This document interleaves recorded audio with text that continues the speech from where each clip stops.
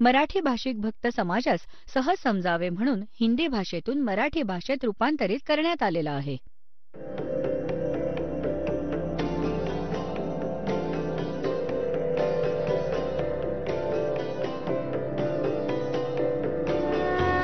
और ज्ञान सब ज्ञानडी कबीर ज्ञान सो ज्ञान, और जैसे घोड़ा तोब कायम करता चले मैदान.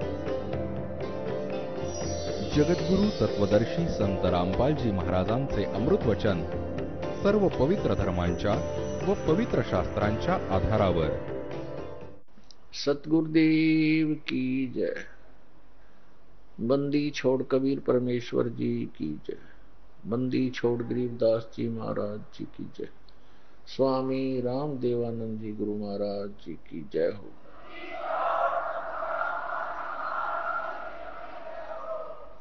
ग्रीव नमो नमो सतपुरुष को नमस्कार, गुरु की नहीं सुर नर मुनि जन साधुआ संतों सर्वस दी नहीं. सतगुरु साहेब संत सब डंडो तुम प्रणाम, आगे पीछे मत हुए तिनको जा कुर्बान. नराकार निर्विषम काल जाल भयव्यंजनम, निर्लेपम निज निर्गुणम, अकल अनुपवेशुंधुनम, सोहम सुरति समाप्तम, सकल समाना निर्तल, उज्ज्वल हिरंबर हरदमम, बेपरवा अथाह वार पार निमद्यतम. ग्रीव जो सुमर सिद्ध होई, गणनायक गलता ना, करो अनुग्रह सोई, पारस पद परवाना. आदि गणेश मनाऊं, गणनायक देवन देवा, चरण कमल लो लाऊं, आद्यंत करूं सेवा. परम शक्ति संगीतम, रिद्धि सिद्धि दाता सोई, अवगत गुण अतीतम, सत पुरुष निर्मोही, जगदम्बा जगदीशम, मंगल रूप मुरारी, तन मन अर्पों शीसम, भक्ति मुक्ति भंडारी. सुर नर मुनि जन ध्यावे, ब्रह्मा विष्णु महेशा, शेष सहस मुख गावे, पूज्य आदि गणेशा. इंद्र कुबेर सरीखा, वरुण धर्म राय ध्यावे, समर्थ जीवन जी का, मन इच्छा फल पावे. 33 कोटि अधारा, ध्यावे सहस 88, उतरे बहुत जल पारा, कट है यम की फांसी. 33 कोटि अधारा, ध्यावे सहस 88, उतरे बहुत जल पारा, कट है यम की फांसी. कर जोड़ूं विनती करूं, धरूं चरण पर शीश, गुरु जी राम देवानंद जी महाराज ने दियो नाम बख्शीश. कोटि कोटि सिजदा करूं, कोटि कोटि प्रणाम, चरण कमल में राखियो, मैं बांधी जाऊं गुलाम. कुत्ता हूँ गुरुदेव का, रामपाल दास का नाम, गले प्रेम की जेवड़ी, जाखे तो वहाँ जाऊं. तो करो तो बावड़ो, दूर दूर करो तो जाऊं, ज्यों राखो त्यों ही रहूं, जो देवो सो खाऊं.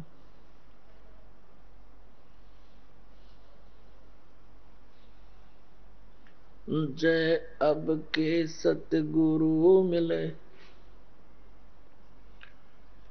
सब दुख आँखों रोए,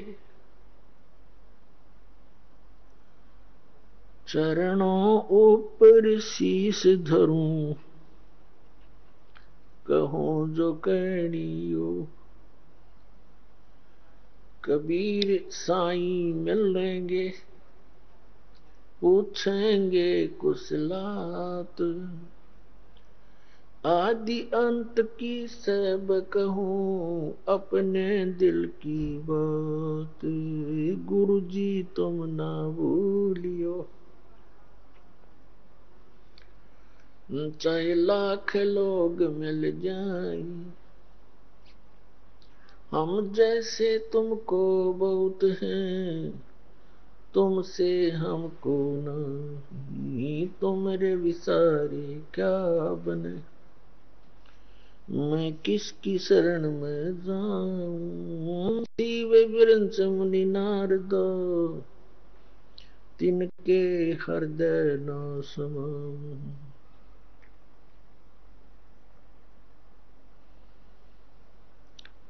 सूरत करो मम साइया, हम हैं भव जल माही। आप ही बह जाएंगे जो तुम न पकड़ोगे बाण।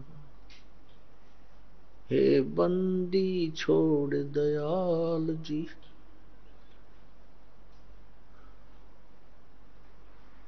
तुम तक हमारी दौड़े। जैसे काग जहाज का अब सोहजत और न ठोरे।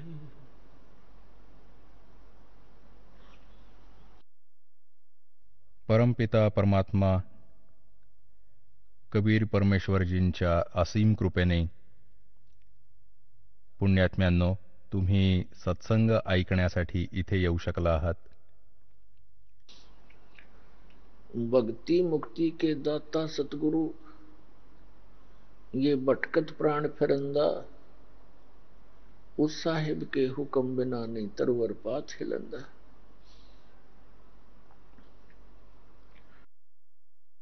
पुण्यात्म्यांनो, या काळाच्या मायाजालाला परमात्म्याला स्वतःला येऊन सांगावं लागलं, कारण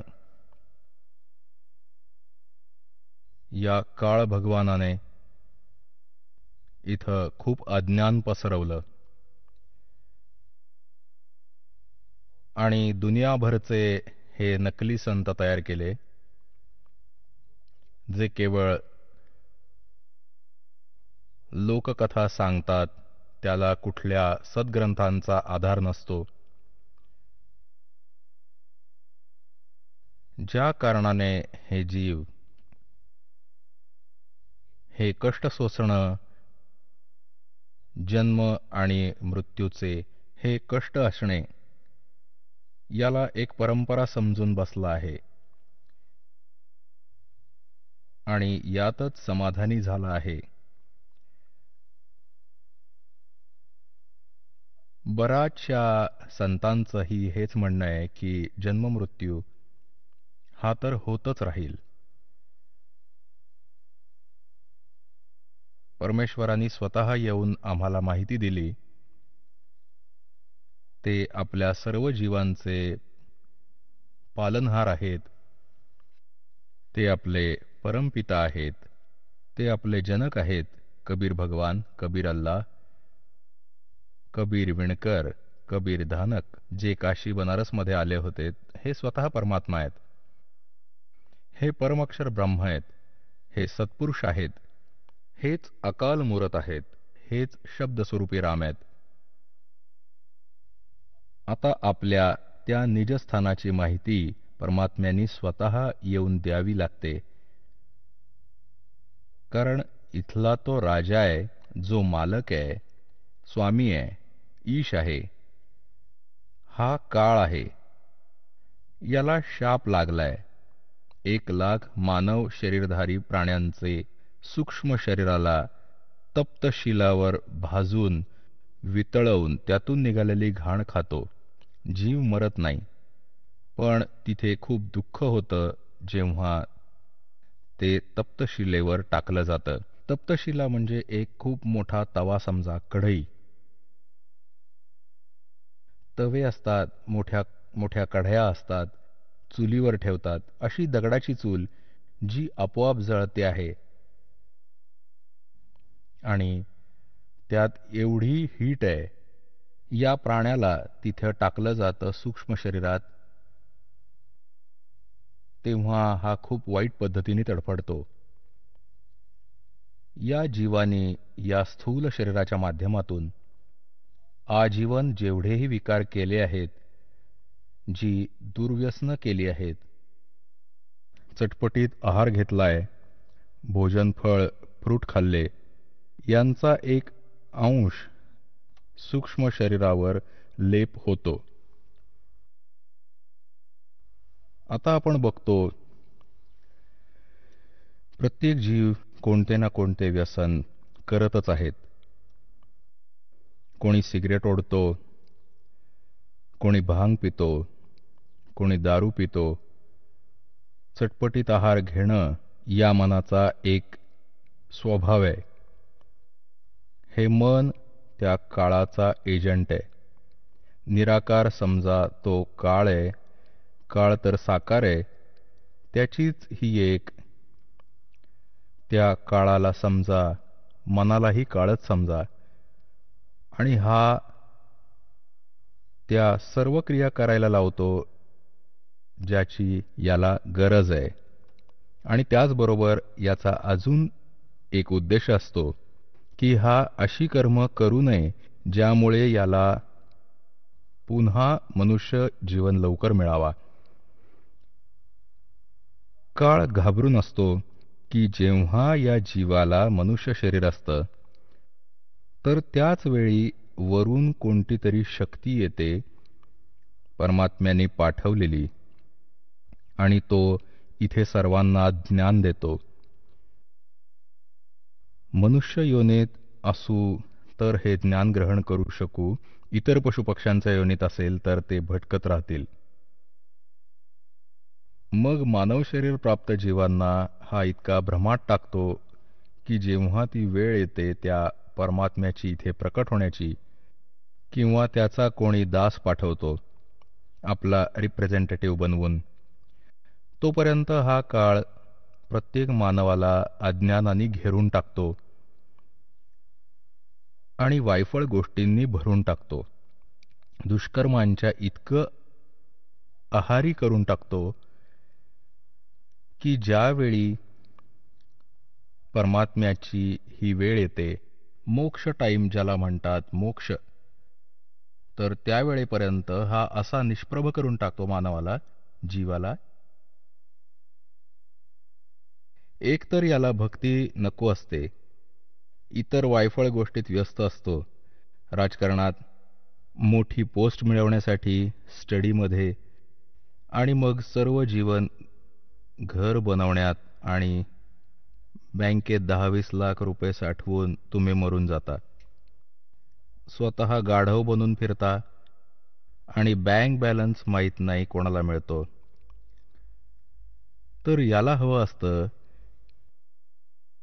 की कोणताही जीव त्यावेळी भक्तियोग्य राहता कामा नये. आता जे पुण्यात्मा मागच्या जन्मोजन्मीपासून परमात्म्याची भक्ती करत आले आहेत आणि त्यांना मनुष्य जीवनही मिळत आले आहे, काही एक असे नियम आहेत, काही परमात्म्याच्या भक्तीचे असे गुण असतात, त्यामुळे एका मानवाला 10, 20, 50, 100 देखील कंटिन्युअस मनुष्य जन्म मिळू शकतात.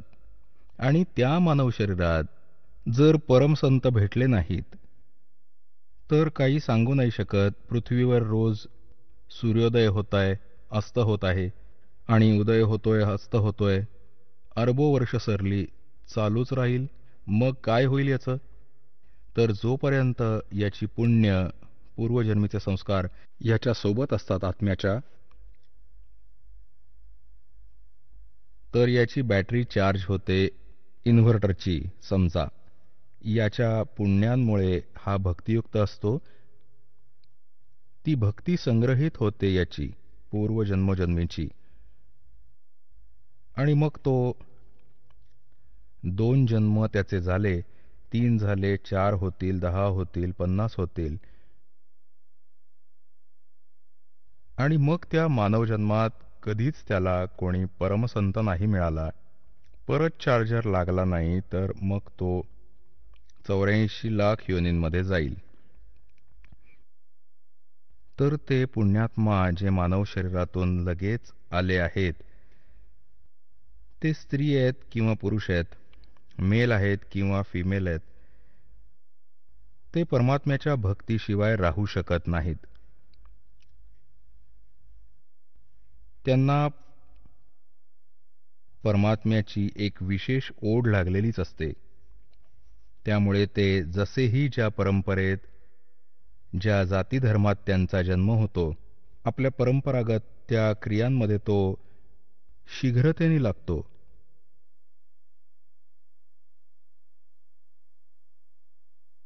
तर काळ भगवान परमात्म्याला म्हणाले होते, जेव्हा परमेश्वर पहिल्यांदा या काळाच्या लोकात आले होते, ह्याने परमात्म्याच्या सोबत, कारण परमेश्वर कबीरजी आपल्या पुत्राचे कधी पण रूप धारण करतात, कधी ज्ञानी, कधी सहजदासांचा, कधी जोगजीतचे. तर त्याला असं वाटतं की हे माझ्या भावांपैकीच आहेत, कारण हा देखील काळ, काळ देखील परमात्म्याचाच पुत्र आहे. आपण सर्वच त्याची लेकरं आहोत. मग ती मुंगी असो किंवा हत्ती असो, वाघ असो, बिबट्या असो, गाय असो, राजा आहे, रंक आहे, कोणत्याही जातीधर्मात जन्माला आहे. परंतु जी मुलं नाकर्ती असतात ती नाकर्तीच असतात, चांगली मुलं चांगलीच असतात, पण असतात ती लेकरच. तर या काळाने परमात्म्याला आपला मोठा भाऊ समजून त्याचा विरोध केला की तू इथे कसा आलास जोगजीत. त्याला ही देखील भीती असते की कोणी परमात्म्याचा संदेश घेऊन देखील आलेले असू शकतात. काही आदेश असेल, जो आदेश आहे परमपित्याचा, प्रथम मला तो ऐकव, नाहीतर मी तुझी धुलाई करीन. कारण मी तुझ्याकडे तिथे प्रार्थना केली होती की मला या लोकातून, सतलोकातून काढून टाकू नकोस. तू माझं काही एक ऐकलं नव्हतंस, मला तिथून हकलून दिलं होतंस. आता तू माझ्या लोकात कसा आलास? आता मी तुला बडवेन. तेव्हा परमात्मा आपला मुलगा जोगजीतच्या रूपात उभे होते. त्याला म्हणाले की ऐक आदेश परमपित्याचा. मी काय उद्देशाने आलोय? मी खाली तुझ्या संसारात जाईन आणि परमात्म्याची ओळख करून देईन. तू परमात्म्याचे नामोनिशाण मिटवलेस, तू स्वतः भगवंत बनून बसलायस. नालायक, तुला लाज नाही वाटत? या भोळ्या आत्म्यांनी चूक केली, तुझ्यावर विश्वास ठेवून तुझ्या सोबत आले, मग अशी दूरगती करतात का? कोणाला गाढव बनवले, कोणाला गाढवेण, कोणाला कुत्रा, कोणी डुक्कर डुकरी घाणीत लोळतायत, काहीही खातायत. मी खाली जाणार, परमात्म्याचा आदेश आहे, आणि सर्वांना सांगणार की हा भगवान नाही ज्याला तुम्ही भगवान समजून पूजत आहात. हा काळ आहे, हा तुम्हाला खातो. तुझं पितळ उघडं पाडून येणार. तेव्हा याने विचार केला, हा तर माझा विनाश करायला आलाय, हा तर माझी शेती उद्ध्वस्त करेल. तर या काळाने परमात्म्याला जोगजीत समजून त्याच्यावर अशी झडप घातली जसा आत्ताच मारून टाकेल. परमात्म्याने आपला लाडका आत्मा धर्मदासजींना ही माहिती देताना म्हणाले की धर्मदासजी, ज्यावेळी त्या काळाने माझ्यावर अटॅक केला, आक्रमण केलं, मी सतनामाचं स्मरण केलं. पुण्यात्म्यांनो, तो परमात्मा आपल्यालाही सतर्क करू इच्छितो की जो प्रेमळ आत्मा परमात्म्याच्या शरणी येईल आणि त्यांच्यावर जर कुठल्या प्रकारची कोणती संकट आली, मग ती दैविक असो, मग कोणी केलेला जादूटोणा असो, किंवा कोणी कुठला घाला घालो, आणि तुम्हाला उपदेश प्राप्त आहे, तर त्यावेळी आपलं श्वासाचं स्मरण सुरू करा. ज्यांना प्रथम मंत्र प्राप्त आहे तर प्रथम मंत्राचा जप सुरू करा. कुणा दुसऱ्यावर भिस्त ठेवू नका की ते माझी रक्षा करतील. परमात्म्यांनी सांगितलं की धर्मदास, मी सतनामाचं स्मरण केलं आणि काळ असा निष्प्रभ झाला, असा झटका बसला याला, जसं पक्षाचा पंख छाटला जातो. ते छाटले गेल्यामुळे तो जमिनीवर पडून तडफडत असतो, तो असहाय्य होतो. अशी दशा झाली या ज्योत निरंजन काळाची. हा चापलूस आहे. आधी तर त्यांनी विचार केला होता की मी याला घाबरवेन, धमकावेन, आणि मग त्यांनी माझे पाय धरले येऊन. कबीर साहेब म्हणतात की याने खाली घसटून घसटून याने पाय धरले माझे येऊन, आणि पाय धरून रडू लागला, म्हणू लागला, तू माझा मोठा भाऊ, मी तुझा लहान भाऊ. लहान तर उच्छाद मांडतात, मोठे तर क्षमाच करतात. मी तर तुम्हाला पित्या समान मानतो, आणि तुम्हाला तर त्यांनीच पाठवलंय. तुम्ही तर त्यांचीच शक्ती आहात. मला क्षमा करा. परमात्मा म्हणाले, ठीक आहे, क्षमा केले तुला. तरी पाय सोडले नाहीत आणि म्हणू लागला की मला माझ्या या लोकात काही त्रुटी आहेत, त्या माझ्या गरजा पूर्ण करा. मी तुमचा लहान भाऊ आहे, तुम्ही तर समर्थ आहात. खूप मोठी चालुगिरी केली यांनी. तर परमात्मा म्हणाले की बोल, काय मागायचंय भिकारी, तू बोल. तेव्हा हा म्हणाला की असं नाही, वचन द्या. परमात्मा म्हणाले, कबीरजी ठीक आहे, वचन दिले. तेव्हा हा म्हणाला की 3 युगात जीव कमी घेऊन जा. आता काय म्हणाले होते जोगजीत रूपात परमात्मा, की मी सर्व जीवांना सांगणार की हा काळ आहे, आणि ज्या साधना तू करून घेत आहेस त्या तुझ्या सत्रातील आहेत, तुझ्या जाळ्यात अडकवणाऱ्या आहेत. परमात्म्याने मला एक अशी शक्ती दिली, मंत्र दिला, तो सतनामाचा जप आणि सारनामाचा जप जीवांना देईन. आणि ज्यांच्याजवळ हा मंत्र असेल त्याचे तू काहीच वाकडे करू शकणार नाहीस. जसं त्याच मंत्राने मी तुझे हे हाल केले आहेत, आणि तो मंत्र त्या जीवांना देईन. ज्यांच्याकडे हा मंत्र असेल तू त्यांच्याजवळ नाही जाऊ शकणार, आणि सर्वांना सतलोकात घेऊन जाईन सतनाम देऊन. तर यांनी मग प्रार्थना केली की 3 युगात जीव कमी घेऊन जा. चौथा युग जब कलयुग आवे, तब तो शरण जीव बहु जावे. ऐसा वचन हर मोय दीजे, तब तुम संसार गवन संसार ही कीजे. तेव्हा परमात्मा म्हणाले, ठीक आहे. आणि दुसरं हे म्हणाला की तुम्ही जबरदस्तीने घेऊन जाऊ नका. तुम्ही तुमचं ज्ञान द्या. तुमचं ज्ञान जो स्वीकारेल तो तुमचा होईल, तुमच्या मर्यादेत राहील तो तुमचा होईल. आणि तुमच्या मर्यादेत न राहता आमचं ज्ञान ग्रहण करेल तो आमचाच होईल. त्याला जबरदस्तीने घेऊन जाऊ नका. परमात्मा म्हणाले की ठीक आहे, तथास्तु, असंच होईल. कारण मालिकला माहिती आहे की जो माझे ज्ञानच मानणार नाही तर माझ्याबरोबर कोण येईल? कोण येईल माझ्याबरोबर? आणि माझ्या मर्यादेत नाही राहणार अशा मूर्खांना मी तिथे नेऊन काय करणार? असे तर पूर्वी होते तिथे, चुका केल्यावर पुन्हा येथे येऊन पडले. तर अशांना ते मालिक घेऊन जाऊ इच्छित देखील नाहीत. आणि दुसरं, आम्ही स्वेच्छेने इथे आलो आहोत आणि स्वेच्छेनेच तिकडे जाऊ. तेव्हा परमात्मा म्हणाले, तथास्तु. तेव्हा त्याच क्षणी स्वभाव बदलला. इथे सर्व प्राण्यांचा असाच स्वभाव आहे. जसं भस्मागिरींनी भगवान शंकरांच्या दारी 12 वर्ष शीर्षासनात तपश्चर्या केली, खाली डोकं वर पाय करून.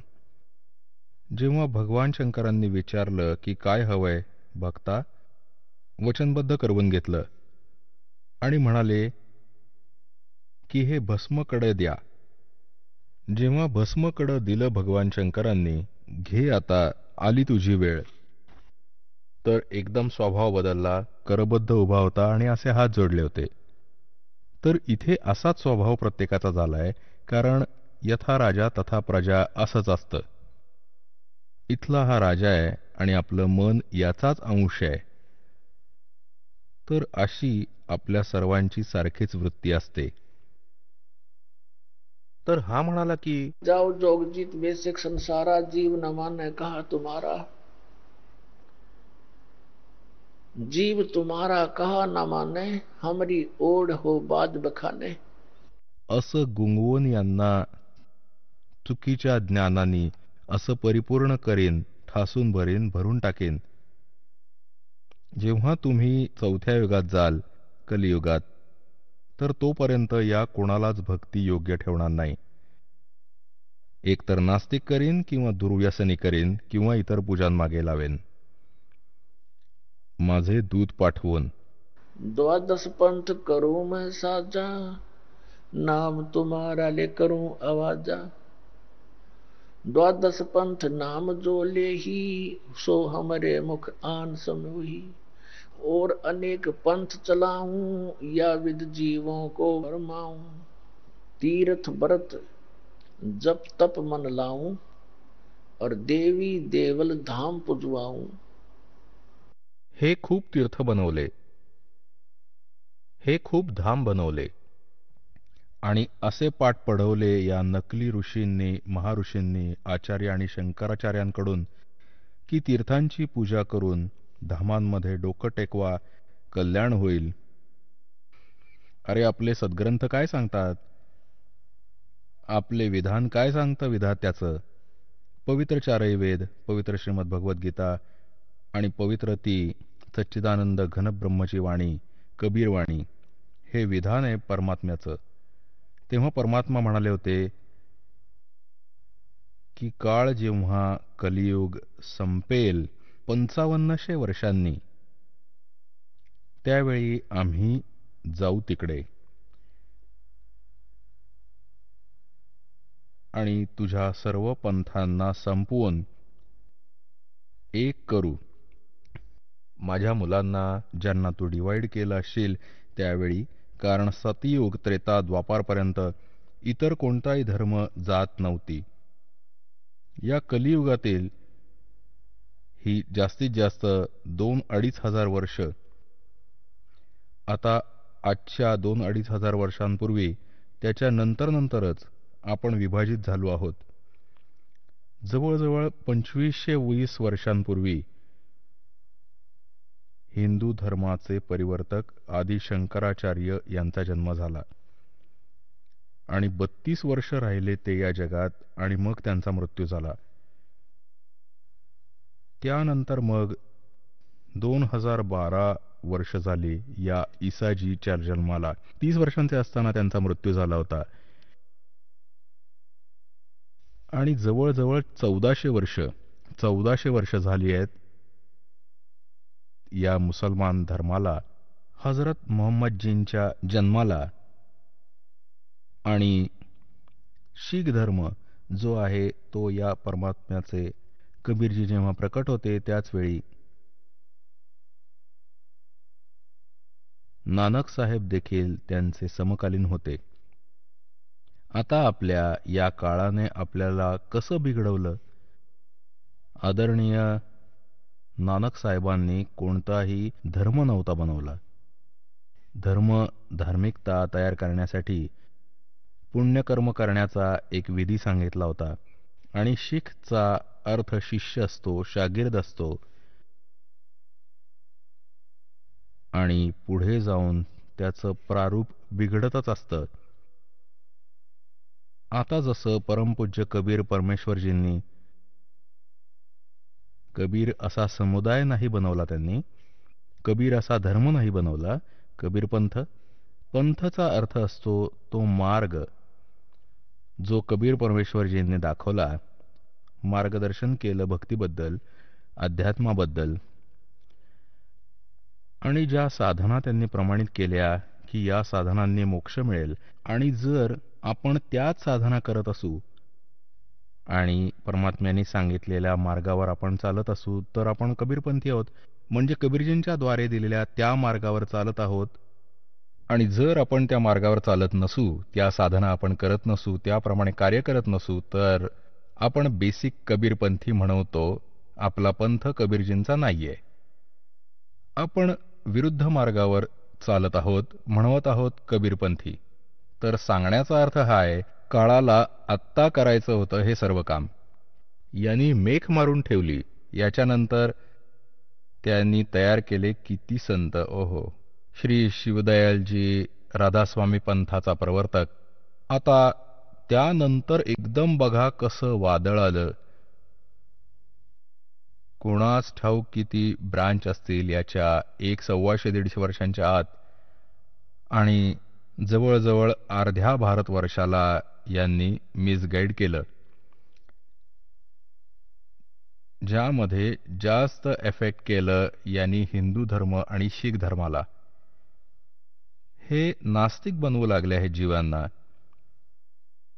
हे कोणत्या क्रिया नाही सांगत.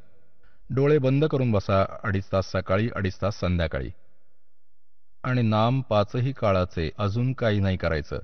ना कोणती ज्योत लावायची, ना काही धर्मभंडारा.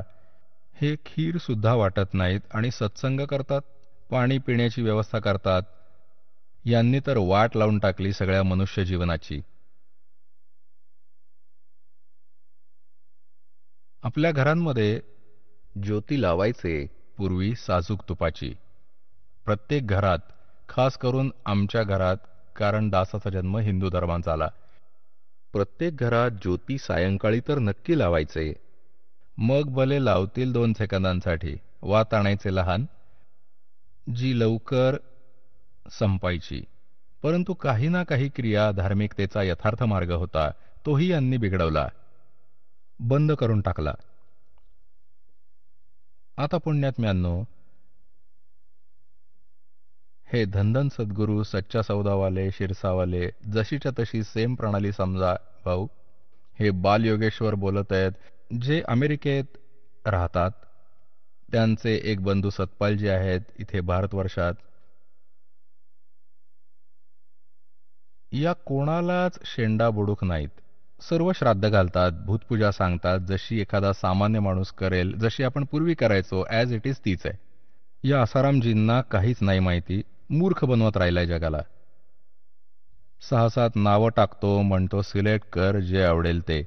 एक तर हा स्वतः देतो, एक नाम सोहमचे 2 भाग करतो, सो बाहेर हम आत, आणि बाकी 6-7 मंत्र देतो आणि सांगतो की यातला तुला जो आवडेल तो सिलेक्ट करून घे. अरे भल्या माणसा, एका डॉक्टरकडे रोगी जातो आणि रोग्यासमोर 6 गोळ्या 6 प्रकारच्या ठेवून म्हणे सिलेक्ट कर तुझ्या इच्छेनी, तर तो डॉक्टर आहे का? मूर्ख बनवतोय जगाला.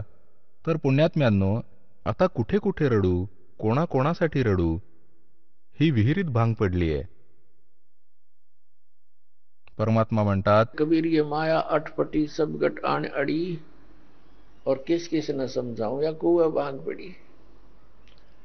आता पुण्यात्म्यांनो, तुमची ओळख ज्या कोणी संत महंत आचार्य शंकराचार्यांचा इतिहास दाखवलाय, त्यांच्याकडे काहीच नाही मिळालं, एक कण सुद्धा नाही यांच्याकडे भक्तीचा. आणि हे भोळ्या श्रद्धाळूंना, कित्येकांना चुकीचा मार्ग दाखवून बसलेत. हे स्वतःही पापाचे धनी आणि काळाचे पक्के एजंट बनले आहेत. आणि मग हा काळ काही नाही देणार यांना. कारण याच्याकडे काही पॉवर नाही ना द्यायची. हा तर फक्त विनाश करू शकतो, याचं नावच काळ आहे. तर त्याच्याकडे करुणा कशी असू शकते, दया कशी असेल त्याच्याकडे? जसा कसाई असतो आणि बकऱ्या पाळतो, त्या बकऱ्यांना भले त्यांची किती सेवा करताना दिसत असेल, सर्व सुविधा देखील उपलब्ध करून देतो, पण तो त्यांच्यावर दया कशी करू शकतो? कारण त्यांनी त्या पाळल्याच यासाठी आहेत की तो त्यांना खाईल आणि विकेल.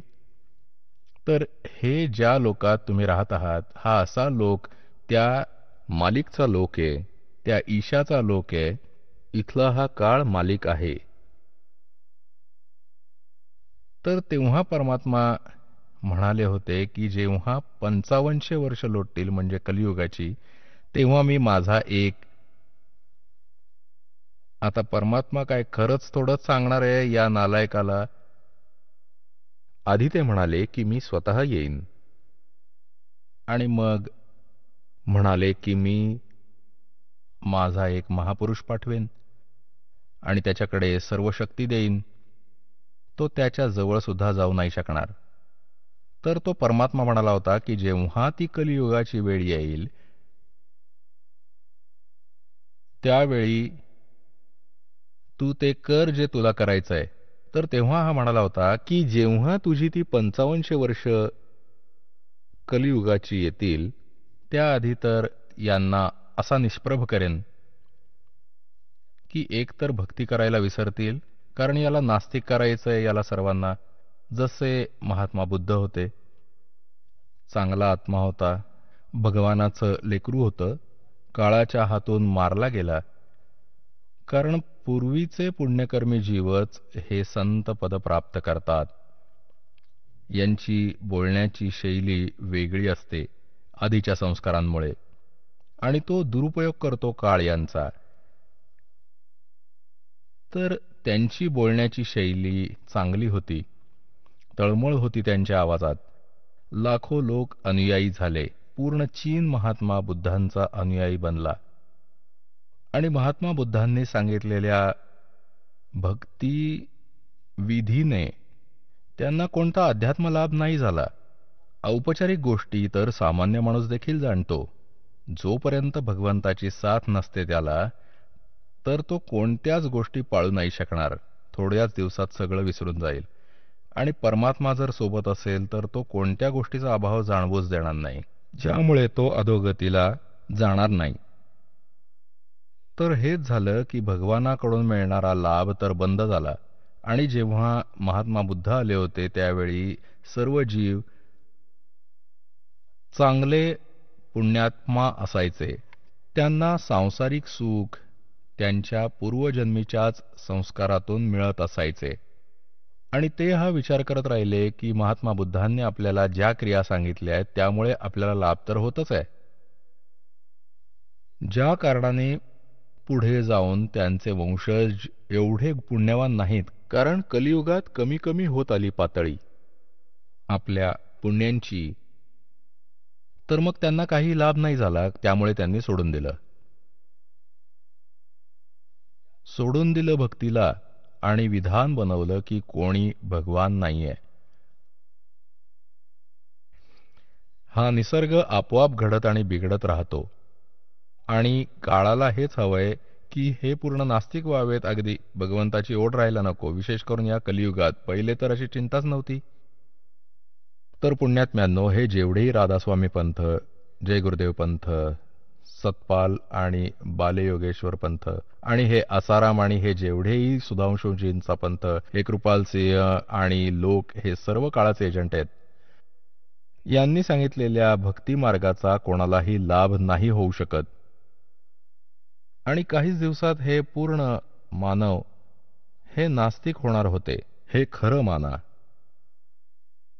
आता जसे राधास्वामी पंथाचे जीव जे 30-30 वर्ष, 20-20 वर्ष, 10-10 वर्ष तिथे साधना करायचे, आणि तिथे त्यांना सुख मिळायचं, आणि सांगायचे आणि गुणगान करायचे की गुरुजी आज आम्हाला हा लाभ झाला, गुरुजी आज आम्हाला तो लाभ झाला, आणि इथेच त्यांची बर्बादी झाली.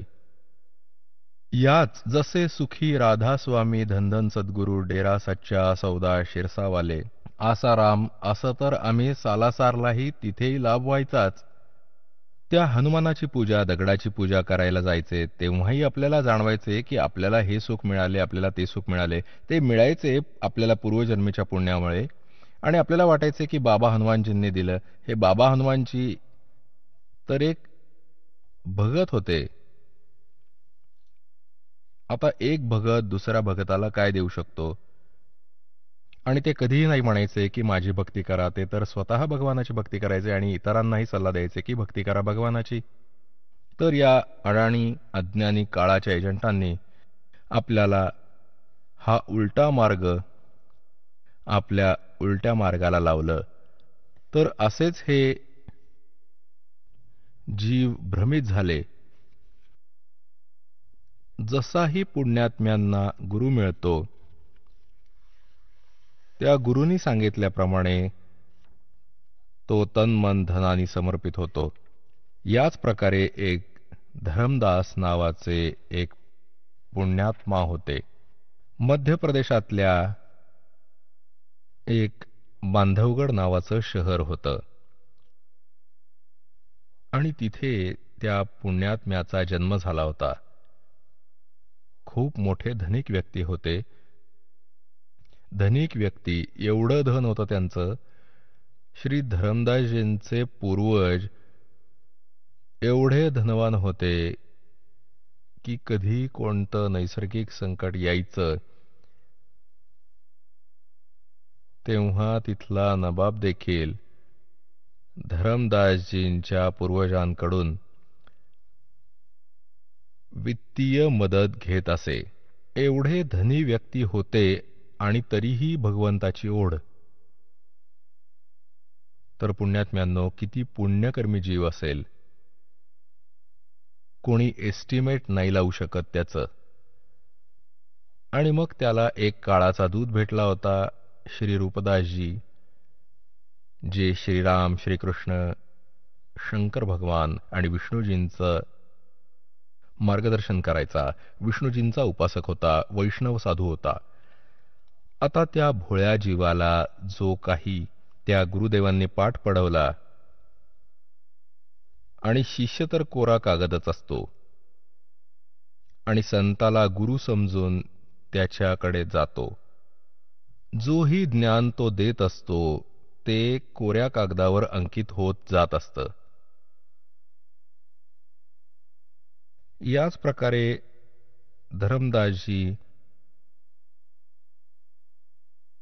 आपल्या गुरु रूपदासजी द्वारा दाखवलेल्या त्या भक्तिमार्गावर तन मन धनानी समर्पित झाले होते. त्यांच्या गुरुदेवांनी कोणती पूजा सांगून ठेवली की हरे राम हरे कृष्ण,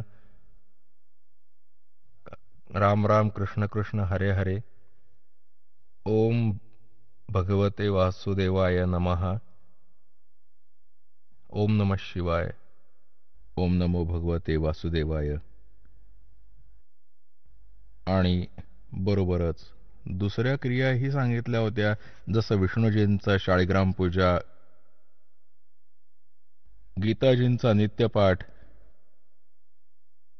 काही अंशाचा, आणि एकादशीचं व्रत, श्राद्ध करणं, पितृपूजा, तीर्थांचं भ्रमण, तीर्थस्नान केल्याने कल्याण होईल.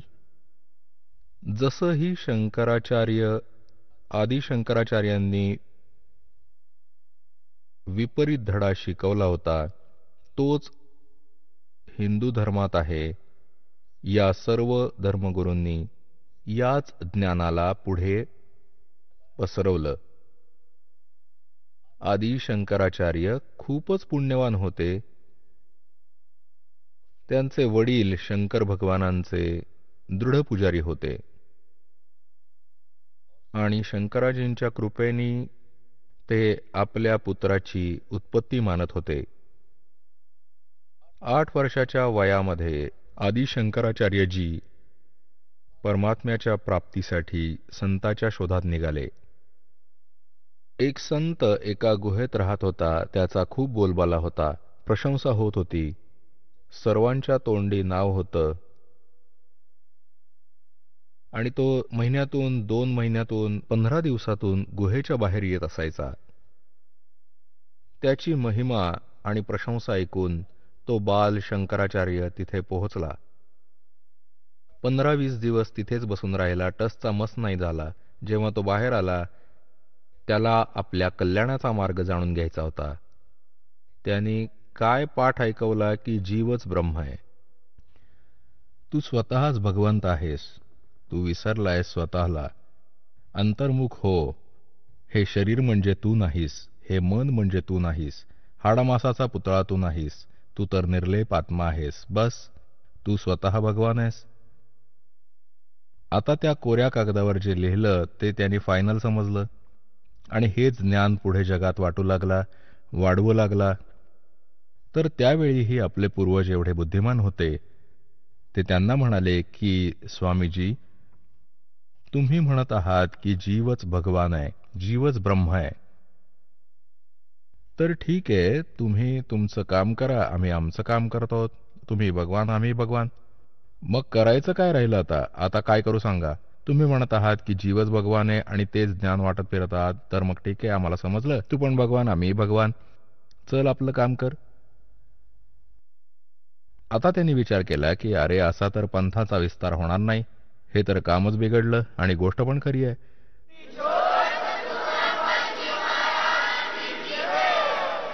चला आता आपण त्या श्रद्धाळूंचे अनुभव जाणून घेऊयात, ज्यांनी जगद्गुरू तत्वदर्शी संत रामपालजी महाराजांकडून दीक्षा प्राप्त केलेली आहे, तसेच त्यांच्याद्वारा सांगितलेल्या भक्ती मार्गावर चालत आहेत. नमस्कार.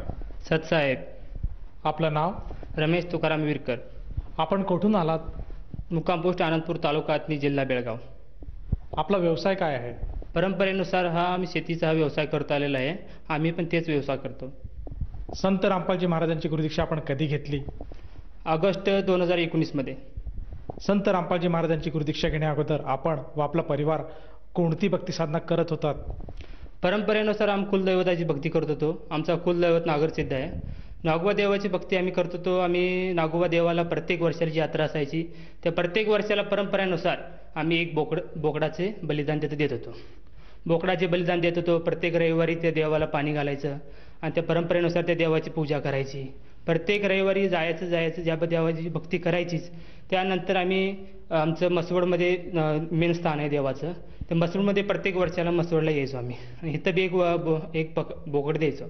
एक बोकड द्यायचं आणि तरी बी आमची भक्ती करत असताना दुसऱ्या देवाची भक्ती करायची. मायका देवीची भक्ती करायची. परत मायका देवीची भक्ती करायला आम्ही लिंब नेसायचा.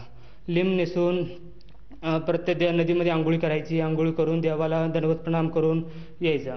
परत नंतर आम्ही शंकराची भक्ती आमची आई बारका असल्यापासून शंकराची भक्ती करत होती. मग आम्ही पण आमच्या घरातल्यांची भक्ती बघून आम्ही पण तीच भक्ती करत होतो. शंकराची भक्ती करायची. शिवरात्रीचं व्रत करायचे. परत पत्र घालवायचे. बेलपत्र पिंडावरती चढवायचे. बेलपत्र चढवून परत देवाची रातभर देवा जाळायचा. रातभर देवाचं कीर्तन भजन ऐकायचं. परत त्यानंतर आम्ही श्रावण महिन्यामध्ये सोमवारचे व्रत करायचे. परत बसवेश्वराच्या मंदिर आमच्या घरापासून जवळ आहे. ते बसवेश्वरा मंदिरापाशी जायचं. बसवेश्वराच्या मंदिराला बी जायचं. चालत जायचो आम्ही. 10 किलोमीटर आमच्या घरापासून 10 ते 15 किलोमीटर अंतर आहे त्या मंदिराचं. 15 किलोमीटर आम्ही चालत जायचं, चालत यायचं. त्या देवाची बी ती श्रावण महिन्यामध्ये त्या देवाची बी भक्ती करायचो. परत आम्ही तरी बी लोक जे सांगतात असं संकट आलं तर ह्या देवाची भक्ती केली तर, हनुमानाची भक्ती केलं तर भूताचा त्रास होत नाही, ह्याचा त्रास होत नाही. परत भूत प्रेत कोणती त्रास करत नाही ती. म्हणून आम्ही हनुमानाची बी प्रत्येक शनिवारचा उपवास करायचा. शनिवारचा उपवास करून त्या देवाला तेल घालायसाठी जायचो. तेल घालायचं, देवाला प्रणाम करायचं आणि माघारी यायचो. असं करत आमची भक्ती चाललेलीच होती. सर, जसं आपण सांगत आहात की आपण महाराष्ट्रामध्ये जी पारंपरिक भक्तिविधी आहे ती भक्ती साधना आपण करत होतात. जसं की मंदिरात जाणे, देवदेवतांची पूजा करणे, व्रतवैकल्य करणे आणि विशेषतः आपण बळीसुद्धा देत होतात. तर मला असं विचारायचं आहे की संत रामपालजी महाराजांचा जो मार्ग आहे हा आपल्याला कसा कळाला आणि आपण त्यांच्या शरणात कसे आलात? आमचे वडील मुंबईमध्ये रिक्षा चालवत होते. रिक्षा चालवत असताना एक लेडीज आली. लेडीज म्हणली हे पुस्तक ज्ञानगंगा पुस्तक आहे, ज्ञानगंगा पुस्तक घ्या आणि पुस्तकामध्ये ज्ञान आहे ते ज्ञान वाचा आणि ज्ञान झाल्यावर तुम्ही जी काय ह्यात भक्ती सांगितली आहे त्या भक्ती करा, तुम्हाला लाभ भेटेल असं म्हणून सांगितले. मग तरी वडील म्हणले हे आम्हाला वाचायला येत नाही, आमचं शिक्षण झालेलं नाही आहे, आम्हाला वाचायला येत नाही, आम्ही काय घेत नाही म्हणले. येत नाही म्हणल्यानंतर वडील त्यांनी काय म्हणले त्या लेडीजने, तुमच्या घरी मुलगा तुमची मालकीन असे काय तर त्याने वाचत असतील, शिक्षण झालं असेल त्यांचं. हो शिक्षण झालं आहे म्हणले त्यांच्याकडनं वाचून घ्या म्हणले त्यांनी. मग वाचून घ्या म्हणले. वडिलांनी काय केले, गावी येताना ते पुस्तक घेऊन आले. पुस्तक घेऊन आल्यानंतर ते पुस्तक आम्ही वाचलं. ज्ञानगंगा म्हणल्यावर आम्हाला असं वाटलं ज्ञानगंगा म्हणल्यावर यात काहीतरी आहे, यात तर काहीतरी आहे म्हणल्यावर मग आम्ही ती पुस्तक वाचलं. त्यामध्ये आम्हाला पूर्ण सृष्टीरचना वाचली. सृष्टीरचना वाचल्यावर कबीर परमात्माचं ज्ञान झालं. परमात्मा कोण आहे, त्याची भक्ती कशी करायला पाहिजे, कोणती भक्ती केल्यावर कसा लाभ भेटतोय त्या पुस्तकामध्ये आम्हाला समजल्यानंतर आम्हाला असं वाटलं की त्या परमात्माच्या शरणमध्ये जायचं आणि भक्ती करायची. आणि आम्हाला मोक्ष मार्ग हा भेटलाय. या पुस्तकामध्ये वाचल्यावर आम्हाला मोक्ष मार्ग समजला. मोक्ष मार्ग कोणत्या मार्गाने गेल्यावर, कोणत्या मार्गाने भक्ती केल्यानंतर आमचा मोक्ष मिळतोय. आम्ही संत रामपालजी महाराजांचे जे केंद्र त्या पुस्तकावरती नंबर होता, नंबरवरती फोन केल्यानंतर आम्हाला त्यांनी महाराष्ट्रामधले कोल्हापूरचे केंद्राचे नंबर दिले. कोल्हापूरचे केंद्राचे नंबर दिले. आम्ही कोल्हापूरमध्ये गेलो. कोल्हापूरमध्ये आमची आई, मी गेलो, दोघंजण गेलो. दोघांनी जाऊन नामदीक्षा घेतली. सर, जसं आपण सांगत आहात की संत रामपालजी महाराजांचे जे ज्ञानगंगा नामक पुस्तक आहे ते आपल्या वडिलांना मिळालं, परंतु ते अशिक्षित असल्यामुळे त्यांनी त्या पुस्तकाचं वाचन केलं नाही आणि ते पुस्तक त्यांनी तुम्हाला सुपूर्त केलं आणि तुम्ही त्या पुस्तकाचं वाचन केलं आणि तुम्हाला जेव्हा त्याच्यामधलं जे ज्ञान आहे ते कळालं, त्यानंतर आपण संत रामपालजी महाराजांच्या नामदान केंद्रावर जाऊन तिथे आपण नामदीक्षा घेतली. तर जेव्हा आपण संत रामपालजी महाराजांची नामदीक्षा घेतली त्यानंतर आपल्याला व आपल्या परिवाराला त्या सद्भक्तीमुळे काय काय लाभ प्राप्त झालेत? पहिला लाभ म्हणजे आमच्या आईला संत रामपालजी महाराजांच्या शरणमध्ये जायच्या आधी त्यांना भूत प्रेताचा त्रास होत असताना ती भूत आहे ना, रात्री यायचे आमच्या आईच्या छातीवरती बसायचे. छातीवरती बसून नरडं दाबायचे तर आमची आई आहे ना वरडायची. रात्री वरडायची. आम्हाला झोप लागल्यास तर भरपूर झोप लागली असायची, तरी मोठमोठ्यानं वरडल्यावर आम्ही जागं व्हायचं. आमच्या आईला आम्ही जागं करायचं, तेव्हा आमची आई जागी व्हायची. मग जागी व्हायची नंतर आम्हाला रातभर झोपसुद्धा लागायची नाही. किंवा काय झाले आईला, एवढे देवांची शिवजीची भक्ती करते, हनुमानाची भक्ती करत असताना रात्री भूत प्रेत त्रास करते ते. मग कुठे दुसऱ्या देवाला बघून यायचं ते असं ह्या देवाची पूजा, तिने दुसरं काय सांगायची, माकोबाईची पूजा कर, मसोबाची पूजा कर, मसोबाला कोंबड्या दे, मग तुला भूत प्रेत त्रास देत नाही ती. असं ते जी जगत सांगेल तसं आम्ही ती भक्ती करत होतो. भक्ती करत असताना ती आमच्या आईचं तरी ती भूत प्रेताचा त्रास काय कमी झालेला नाही आहे. तरी मग आम्हाला संत रामपालजी महाराजांचे हे ज्ञान भेटले. ज्ञान भेटल्यानंतर आम्ही शरण गेल्यानंतर आहे ना, संत आज 1.5 वर्ष झाले तर आमच्या आईला कोणताही त्रास नाही आहे. ती भूतप्रेत आता काय करते, भूतप्रेत नामदीक्षा घेतल्यानंतर असं एक स्वप्नामध्ये झालं आमच्या आईला. तर ती भूतप्रेत असं पूर्ण चौकडनं आलेत आमच्या आईच्या, आणि जर आईच्या चौकडनं आले तर तिला पकडण्याचा त्रास पकडायला बघतेत, तर ती पकडू शकले नाही. 20-25 फूट अंतरावरून असं पकडायचा प्रयत्न करतात, खरे पकडू शकले नाही. तिने लांबनच असं प्रयत्न करून ती माघारी गेले. तेव्हा समजलं आम्हाला संत रामपालजी महाराजांच्या शरणमध्ये गेल्यावर आमच्या आईचा भूतप्रेताचा त्रास सुद्धा दूर झाला. या व्यतिरिक्त आपल्याला आणखीन काही लाभ प्राप्त झालेत का? लाभ आमच्या वडिलांना हे हरण्याचा त्रास होता. ते कमीत कमी 4 ते 5 वर्षाच्या पाठीमागून त्रास होता त्यांना. मग त्रास संत रामपालजी महाराजांच्या शरणमध्ये आल्यानंतर तो त्रास पूर्ण कमी झाला. परत दुसरा आमच्या वडिलांनाच एक कंबरेला गाठ झाली होती. ती गाठ पूर्ण किती डॉक्टरांना दाखवलं, परत आमच्या जी गावचे डॉक्टर आहेत त्यांना दाखवलं, परत जी काय देशी उपचार असते ते देशी उपचार केले तरी सुद्धा कमी झाले नाही आहे. संत रामपालजी महाराजांच्या शरणमध्ये आल्यानंतर ती गाठ कमी 15 दिवसात ती गाठ आहे का नाही अशी झाली. माझा मेन लाभ म्हणजे मला दाताचा त्रास होता. कमीत कमी 4 ते 5 वर्षाच्या पाठीमागापासून मला दाताचा त्रास होता. त्रास म्हणजे एवढे दात दुखायचे की तिला जरा गार पाणी लागले, जरा गोड काहीतरी खाल्ले तर एवढे दुखायचे की ती का भित्तीला बडवू का काय करू असा त्रास व्हायचा. एवढा बसलं तर बसू द्यायचं नाही, इकडे फिरायला तर फिरू द्यायचं नाही, नुसतं ते दाताकडे लक्ष राहायचं. मग असं करत 4 वर्ष चालले होते. त्या आमच्या गावातच एका दाताचे डॉक्टर आहेत, त्यांच्याकडून आम्ही दाताचं टोपण सुद्धा घालून घेतले. टोपण गाठले तरी पण ती काय कमी झाली नाही. तरी थंड जे पदार्थ पिलं, परत चहा पिला तर ती दुखायचं नाही. मग ती चहा पूर्ण बंदच केला होता आम्ही. चहा बंद केला तरी पण दुखायचं, थंडी दिवसाला तर जास्त दुखायचे, असं करत चाललं होतं. मग करत करत करत संत रामपालजी महाराज शरणमध्ये आल्यानंतर आज 1.5 वर्ष झाले संत रामपालजी महाराज नामदीक्षा घेऊन, तेव्हापासून थोडा सुद्धा त्रास झाला नाही आहे. चौथा लाभ म्हणजे आम्हाला 12 लाखाचे कर्ज झाले होते. 12 लाखाचं कर्ज झालं तर संत रामपालजी महाराजांच्या शरणमध्ये आल्यानंतर ती 12 लाख परमात्मानं अशी दया केली, ती 12 लाख रुपये शेतामध्ये आम्ही 3.5 एकर शेत आहे आमचं. शेतामध्ये पहिला कधी एक 20,000 30,000च्या पेक्षा उत्पन्न जास्त होत नव्हती. 1.5 वर्षानंतर वर्षाला 4 लाख 5 लाख 4 लाख 5 लाख इन्कम होते. हा आर्थिक लाभ म्हणजे आमचे 12 लाख जे कर्ज झाले होते, ती 12 लाख कर्ज आम्ही आता कसे फेडायचे, त्या शेडचे कसे माघारी द्यायचे, शेडकडून आम्ही एक 5 ते 5 लाख रुपये आम्ही कर्ज घेतले होते. ते कर्जाचे 5चे 12 लाख झाले, 4 रुपये टक्क्याने 5चे 12 लाख रुपये झाले होते 2.5 वर्षामध्ये. मग ते महागारी कसं आता 1 वर्षच बाकी होतं, 1 वर्षामध्ये त्याला महागारी रिपीट करायचं होतं. मग रिपीट नाही केलं तर आमचं 3.5 एकर शेत त्या सावकारला जात होतं. मग आम्ही संत रामपालजी महाराजांची शरणमध्ये गेलो. शरणमध्ये गेल्यानंतर संत रामपालजी महाराजाला अर्ज लावला, असं आमचं 12 लाख कर्ज आहे, ह्या वर्षामध्ये शेती जाणार आहे, त्याची यांचं परतफेड नाही केलं तर ती सावकार आपल्या नावावर शेती लावून घेईल. ह्या कारणाने आम्ही संत रामपालजी महाराजाला अर्ज लावला. परत आम्ही भक्तीसुद्धा भरपूर केली. मग अशी परमात्म्याने दया केली की शेतामध्ये वर्षाला 20,000 30,000 इन्कम होण्याची, त्या ऊस आम्ही प्रत्येक वर्षाला ऊस लावाय 20,000 30,000 इन्कम यायची. आणि ह्या वर्षी परमात्माने दया केली, त्या वर्षी 3 लाख 4 लाख 5 लाख अशी इन्कम व्हायला. 1 वर्षात 5 लाख इन्कम झाली. अशी 2 वर्षानंतर आम्ही आमची जी काय आर्थिक आम्ही जनावर दुसरे खरेदी केले, दुसरे खरेदी करून लगेच ते विकले. एका जनावरांमध्ये 20-30 हजार रुपये फायदा झाला. असं करत करत संत रामपालजी महाराज जे आमच्यावर कर्ज झालते, संत रामपालजी महाराजच्या दयेने ते दूर झाले. सर, जसं तुम्ही सांगत आहात की संत रामपालजी महाराजांच्या सद्भक्तीमुळे आपल्याला व आपल्या परिवाराला असंख्य लाभ प्राप्त झालेत, शारीरिक, मानसिक, आर्थिक. तर ह्या अनुषंगाने आपण जो काही भक्त समाज आज आपल्याला टीव्हीच्या माध्यमातून बघत आहेत, त्यांना उद्देशून आपण काय संदेश द्याल? हा दास संदेश काय देऊ शकतो, एक अर्ज करू शकतो पूर्ण जगतला, तुम्ही संत रामपालजी महाराजांच्या शरणमध्ये या, भक्ती करा आणि मोक्ष प्राप्त करा. सर, जसं तुम्ही सांगत आहात की प्रत्येक मानव समाजाने संत रामपालजी महाराजांच्या शरणात येऊन मोक्ष प्राप्त त्यांनी करायला हवं. तर ह्या अनुषंगाने जर एखाद्या साधकाला वाटलं की आपण सुद्धा संत रामपालजी महाराजांची नामदीक्षा घ्यावी, तर तो साधक किंवा ती व्यक्ती नामदीक्षा कशी घेऊ शकेल?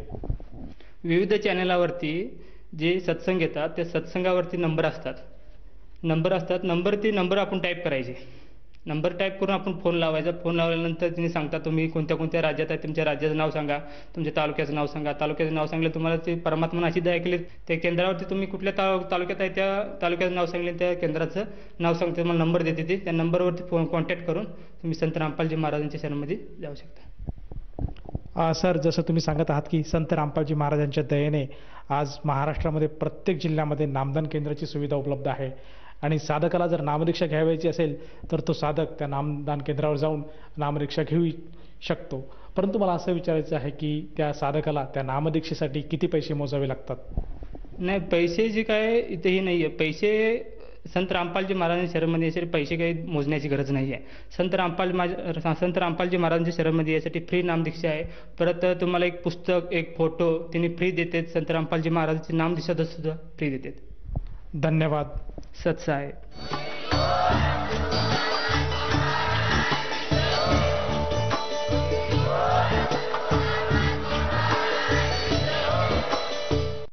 आपण ऐकत होता जगद्गुरु तत्वदर्शी संत रामपालजी महाराजांचे मंगल प्रवचन. निःशुल्क नामदीक्षा प्राप्त करण्यासाठी आणि अधिक माहितीसाठी संपर्क करा 7030303951 7030303952. आमची वेबसाईट आहे www.jagadgururampalji.org. सर्व पवित्र धर्मांच्या व पवित्र शास्त्रांवर आधारित प्रमाणित अनमोल पुस्तक ज्ञानगंगा किंवा जगण्याचा मार्ग यापैकी कोणतेही एक पुस्तक निःशुल्क मागवण्यासाठी आम्हाला आपले पूर्ण नाव, पूर्ण पत्ता, पिनकोड सहित आणि फोन नंबर लिहून 7030303951 7030303952 नंबरवर SMS करू शकता किंवा आम्हाला 7030303950 नंबरवर व्हॉट्सअप देखील करू शकता.